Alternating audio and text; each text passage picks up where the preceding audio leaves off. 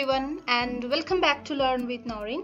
আমাদের 101 অর্থাৎ 101টি গ্রামার লেসনের আয়োজনের আজকের প্রথম ক্লাসে আপনাদের সবাইকে স্বাগত জানাচ্ছি, অভিনন্দন জানাচ্ছি। আর আপনি যদি একজন অ্যাডভান্স লেভেলের লার্নার হয়ে থাকেন অথবা একজন প্রফেশনাল হয়ে থাকেন, তবে প্রথমেই আপনাকে অসংখ্য অভিনন্দন জানাতে চাই এজন্য যে আপনি আজকের এই লেসনটি দেখছেন।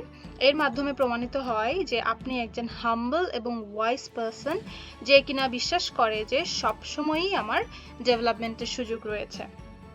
ইতিমধ্যে আপনারা বুঝে ফেলেছেন আজকে আমরা ইংলিশ গ্রামারের একদম বেসিক মানে ABC দিয়ে শুরু করব।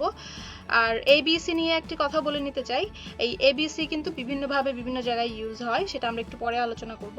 আপনারা অনেকেই হয়তো লেটার বা অ্যালফাবেট নিয়ে আলোচনা করব দেখে লেসনটি এড়িয়ে যেতে চাচ্ছেন, তাই বলছি একটু অপেক্ষা করুন। প্রথমে আমি বলিনি এই লেসনটি আসলে কাদের জন্য। প্রথমত যারা ইংলিশ গ্রামারে একেবারেই আনকরা, একদম বেসিক লেভেলে আছেন তাদের জন্য। হতে পারে সে একজন পিএসসি ক্যান্ডিডেট, হতে পারে জেএসসি, এসএসসি অথবা এইচএসসি ক্যান্ডিডেট, আবার যারা কিনা এখনো স্কুলে কলেজে পড়াশোনা করছেন তারা। দ্বিতীয়ত যারা অনেক জানার পরও মনে করেন যে আমার এখনো ডেভেলপমেন্টের সুযোগ আছে, কন্টিনিউয়াসলি আমার শেখার ইচ্ছা আছে, তাদের জন্য। এরপরে যারা বিভিন্ন ধরনের পরীক্ষার প্রস্তুতি নিচ্ছেন একাডেমিক পরীক্ষার বাইরে, লাইক প্রফেশনাল এক্সামস, যেমন ধরেন বিশ্ববিদ্যালয়ে ভর্তির পরীক্ষা হতে পারে, বিসিএস হতে পারে, বিভিন্ন নন ক্যাডার সরকারি চাকরির জন্য পরীক্ষা হতে পারে, শিক্ষক নিবন্ধন সহ আরও এই ধরনের যাবতীয় পরীক্ষার জন্য যারা প্রস্তুতি নিচ্ছেন, তাদের যে ইংলিশ অংশটি আছে, ইংরেজি পার্টটি আছে, সেইটার প্রস্তুতির শতভাগ নিশ্চিত করতেও কিন্তু আপনাদের এই লেসনটি দেখা উচিত। আবার যারা ভালো বক্তা হতে চান, অর্থাৎ একজন প্রফেশনাল স্পিকার হতে চান ইংলিশে, তাদের জন্য। এবং সর্বোপরি যারা শিক্ষার্থী, অর্থাৎ যাদের 200 নম্বরের জন্য ইংলিশ পড়তে হয়, অর্থাৎ আমাদের যে ন্যাশনাল কারিকুলাম আছে সেখানে কিন্তু 200 নম্বর বরাদ্দ আছে ইংলিশ ফার্স্ট পেপার এবং সেকেন্ড পেপারের জন্য। সো তাদের জন্য আসলে এই ভিডিওটি আমি মনে করব অনেক অনেক দরকার। তো আমরা অনেক সময় বলে থাকি গ্রামার ছাড়াও তো ইংলিশে কথা বলা যায়। হ্যাঁ, সেটা অবশ্যই যায়, বাট কথা বলার জন্য কিন্তু কিছু কিছু ক্ষেত্রে গ্রামার লাগছে, সেটা আমি একটু ক্লিয়ার করছি আপনাদেরকে।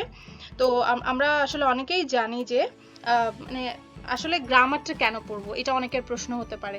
তো এই প্রশ্নের অনেক ধরনের উত্তর আছে। তো আমার পার্সপেক্টিভে আমি যেটা বলবো যে একটি ভাষার কিন্তু প্রধানত দুই ধরনের ব্যবহার রয়েছে। প্রথম ব্যবহারটা হচ্ছে যে মৌখিক, অর্থাৎ ভাবের আদান প্রদানের জন্য, এবং দ্বিতীয় ব্যাপারটা হচ্ছে লিখিত, অর্থাৎ লিখে কোনো কিছু করার জন্য। আবার এই দুইটার মধ্যে কিন্তু আবার আরো দুইটা ইম্পর্টেন্ট ব্যাপার আছে, সেটা হচ্ছে একটি ফর্মাল এবং ইনফর্মালি। তো আমরা যদি ইনফর্মালি কথা বলতে চাই, ভাবের আদান প্রদান করতে চাই, আমাদের কিন্তু গ্রামার লাগবে না। বাট আমরা যদি লিখিত, সেটা হোক ফর্মাল অথবা ইনফর্মাল কমিউনিকেশন, সেটার জন্য কিন্তু আমাদেরকে কি করতে হবে, সেই নির্দিষ্ট ভাষায় শিক্ষিত হতে হবে। মানে শুদ্ধভাবে বলতে বা লিখতে পারার জন্য কিন্তু সেই ভাষায় শিক্ষিত হওয়াটা খুব ইম্পর্টেন্ট। যেমন ধরুন আমাদের বাংলা ভাষায় কিন্তু অনেকে কথা বলতে পারে, সবাই কিন্তু শিক্ষিত না। আবার যারা বাংলা ভাষায় শিক্ষিত তাদের কথা শুনতেও খুব ভালো লাগে, আবার তারা বাংলাটা পড়তেও পারেন, আবার লিখতেও পারেন। সো একইভাবে ইংলিশ তো এটা আমাদের কাছে তো একটা ফরেন ল্যাঙ্গুয়েজ, তাই না? তো এই ভাষায় শিক্ষিত হওয়ার জন্য সর্বপ্রথম আমরা কি শিখি, একদম ছোটবেলায় আমরা প্রথমে কি শিখেছিলাম, স্কুলে গিয়ে বর্ণমালা শিখেছিলাম, রাইট? তারপর এই বর্ণমালা সঠিকভাবে ব্যবহারের মাধ্যমে কিন্তু আমরা এটার মাধ্যমে বিভিন্ন ওয়ার্ড গঠন করি, এরপর সেন্টেন্স গঠন করি, এরপর আমরা লিখি বা পড়ি বা কথা বলি। তো এই সমস্ত ব্যাপারে যে বিভিন্ন ব্যবহার আছে, সেই ব্যবহারের জন্য সুনির্দিষ্ট কিছু নিয়মকানুন রয়েছে, আর সেই নিয়মকানুনগুলোই কিন্তু গ্রামার হিসেবে পরিচিত। আর তাই এই ভাষার গ্রামারটা যদি আপনাদের একদম ক্লিয়ার থাকে, তাহলে এই ভাষায় দক্ষ হওয়াটা আসলে আপনাদের জন্য সময়ের ব্যাপার মাত্র। তো আজকে এজন্যই আমরা আজকের এই লেসনটা বা ইংলিশ গ্রামারের প্রথম ক্লাসটা আমরা সূচনা করেছি হচ্ছে ABC বা বর্ণমালা দিয়ে। তো ABC যখন একসাথে অ্যাক্রোনিম হিসেবে ইউজ হয় তখন কিন্তু এটা বোঝায় ইংলিশ বর্ণমালা বা ইংলিশ অ্যালফাবেট। আবার যখন এটা ABC ফ্রেজ হিসেবে ইউজ হয় তখন এটার মানে দাঁড়ায় হচ্ছে কোনো কিছু সম্পর্কে প্রাথমিক জ্ঞান। তো আজকের এই লেসনে আমরা ইংরেজি বর্ণমালার সঠিক উচ্চারণের পাশাপাশি এর বিষয়ে নানা অজানা বা ভুল জানা তথ্য সম্পর্কে নতুন নতুন আইডিয়া আপনারা পাবেন। তো অনেক বেশি কথা বলে ফেললাম, যেটা আমি সবসময় সচরাচর করি না। তো আর কথা না বাড়িয়ে চলুন যাওয়া যাক আসলে মূল আলোচনায়। আমরা সবাই জানি ইংলিশে 26টি বর্ণমালা রয়েছে। তো আপনাদেরকে একটি প্রশ্ন করি, আচ্ছা বলুন তো আমাকে যে এই 26টি বর্ণমালা এরা কি লেটার না অ্যালফাবেট? হ্যাঁ, অনেকেই পেরে গেছেন। লেটার মানে হচ্ছে বর্ণ, অর্থাৎ প্রত্যেকটি বর্ণ এক একটি লেটার। এ একটি লেটার, বি একটি লেটার, জেড একটি লেটার। আবার অ্যালফাবেট মানে হচ্ছে বর্ণমালা, মানে হচ্ছে আ সেট অফ লেটার্স, মানে হচ্ছে অনেকগুলো লেটার নিয়ে বা বর্ণ নিয়ে যে বর্ণ সমষ্টি, সেটাকে বলা হয় বর্ণমালা। তো লেটার এবং অ্যালফাবেটের মধ্যে আমরা পার্থক্যটা বুঝতে পারলাম। এবং এখানে আরেকটা ইম্পর্টেন্ট ফ্যাক্টর আপনাদেরকে কি করতে হবে, নোট করতে হবে, সেটা হচ্ছে লেটার এর আমরা প্লুরাল করতে গেলে লেটার্স বলবো, এস অ্যাড করব, কিন্তু অ্যালফাবেটের সাথে কখনো আমরা এস যুক্ত করব না। অ্যালফাবেটের সাথে এস যুক্ত হয় না। অ্যাডভান্স লার্নাররা কখনো অ্যালফাবেটস বলে না, বরং তারা কি বলে বা লিখে, তারা লিখে অ্যালফাবেট। এই অ্যালফাবেট ওয়ার্ডটা কিন্তু নিজে নিজেই বর্ণমালা বা বর্ণের সমষ্টিকে বোঝাচ্ছে। এর মধ্যে আসলে এক্সট্রা এস ইউজ করার আসলে কোনো দরকার আছে বলে আমাদের মনে হয় না। তো অনেকগুলো লেটারের সমষ্টি তাহলে কি অ্যালফাবেট। তাই আজকে থেকে আমরা অ্যালফাবেটস বলবো না, আমরা বলবো অ্যালফাবেট, বাট আমরা চাইলে লেটার্স বলতে পারি। ধরুন আপনাকে একটি এমসিকিউ দেওয়া হলো, শিক্ষক নিবন্ধন পরীক্ষায় গেলেন, সেখানে একটা এমসিকিউ দেওয়া হলো যে চুজ দ্য কারেক্ট স্পেলিং অথবা হুইচ ওয়ান ইজ কারেক্ট। আপনাকে অপশন দেওয়া হলো এ অ্যালফাবেট, বি অ্যালফাবেটস, সি দেওয়া হলো alphabet with N E, and D দেওয়া হলো এ অ্যান্ড বি বোথ। অনেকেই কিন্তু ডিটাকেই কারেক্ট অ্যান্সার হিসেবে নিবে, কারণ এখানে অ্যালফাবেটটাকেও কারেক্ট মনে হচ্ছে, অ্যালফাবেটসটাকেও কারেক্ট মনে হচ্ছে। কিন্তু আজকে আমরা জানলাম যে এখানে শুধুমাত্র একটি হচ্ছে সঠিক উত্তর, সেটা হচ্ছে ই, তার মানে হচ্ছে অ্যালফাবেট। অ্যালফাবেটের পরে কখনো এস হয় না। এই অ্যালফাবেট নিজে নিজেই কিন্তু একটা প্লুরাল এক্সপ্রেশন আমাদেরকে দিচ্ছে। তো এই ব্যাপারে আমাদের ক্লিয়ার হলো আশা করি।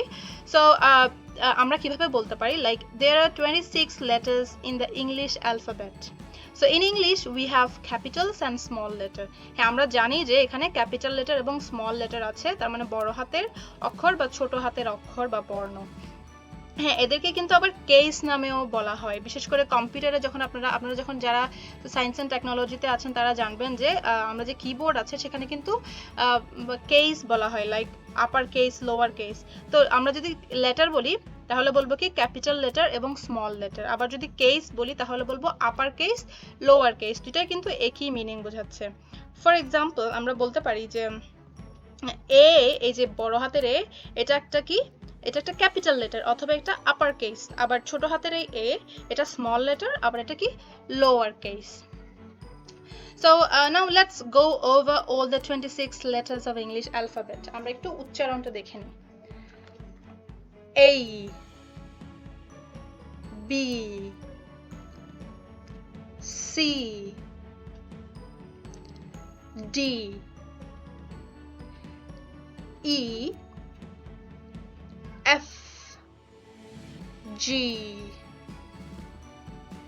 H, অনেকে H বলে, সেটাও কারেক্ট, বাট আমরা বলবো H, I, J, not J, it's J, K, L, M,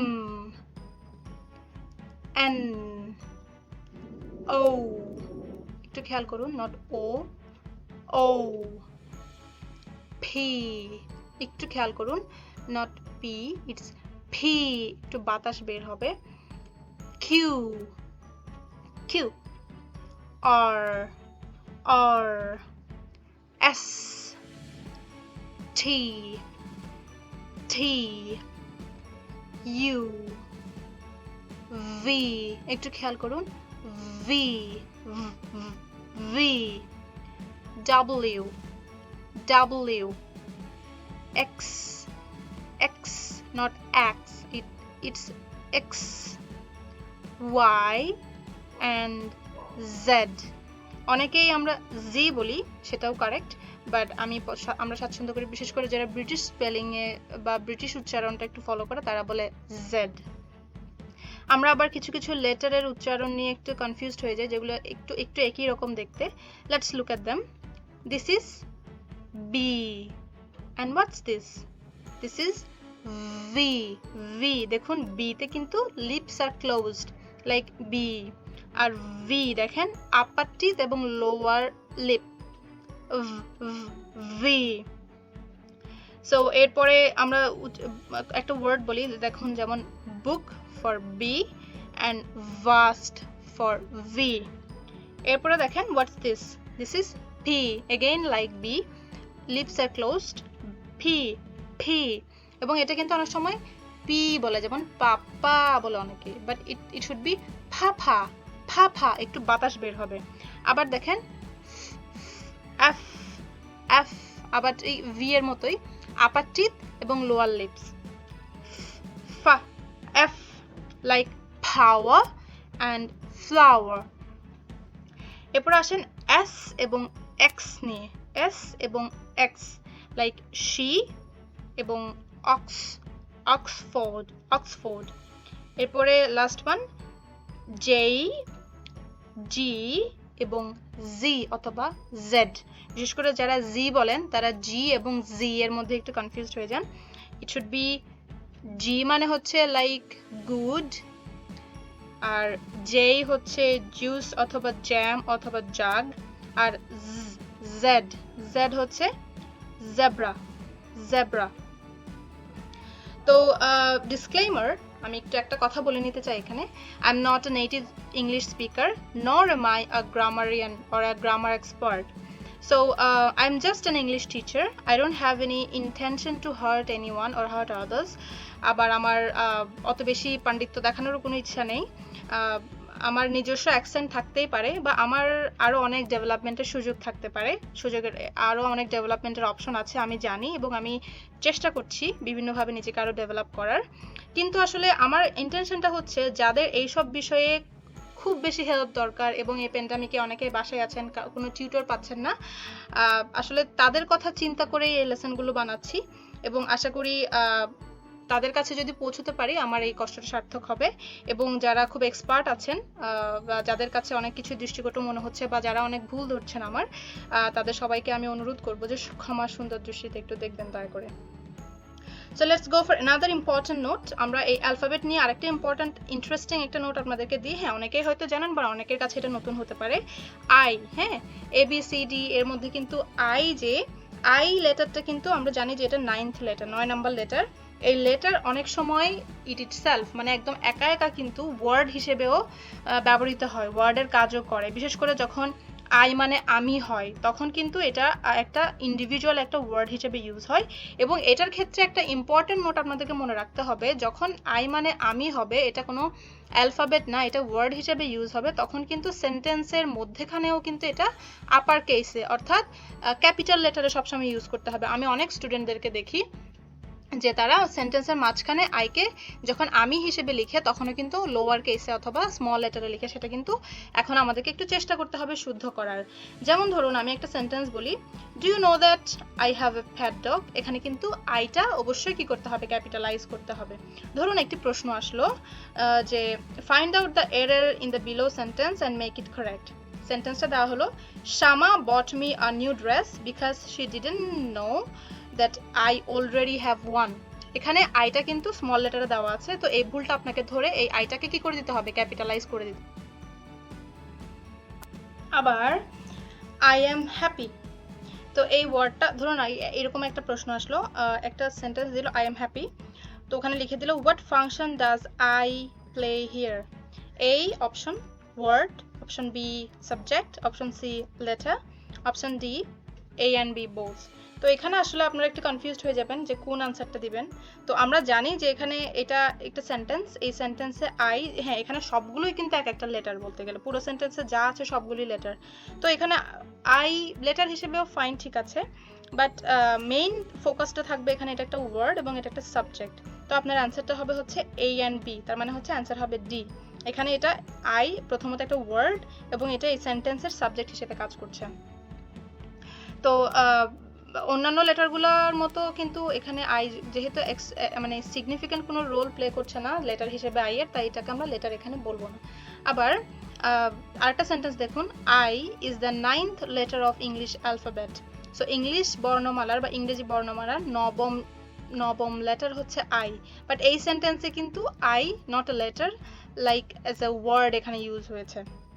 তো এখন আপনাদের মধ্যে অনেকের মধ্যে কিন্তু প্রশ্ন চলে আসছে, এর আগে কিন্তু আই অ্যাম বলা হয়েছে, এখানে আই ইজ কেন বলা হচ্ছে?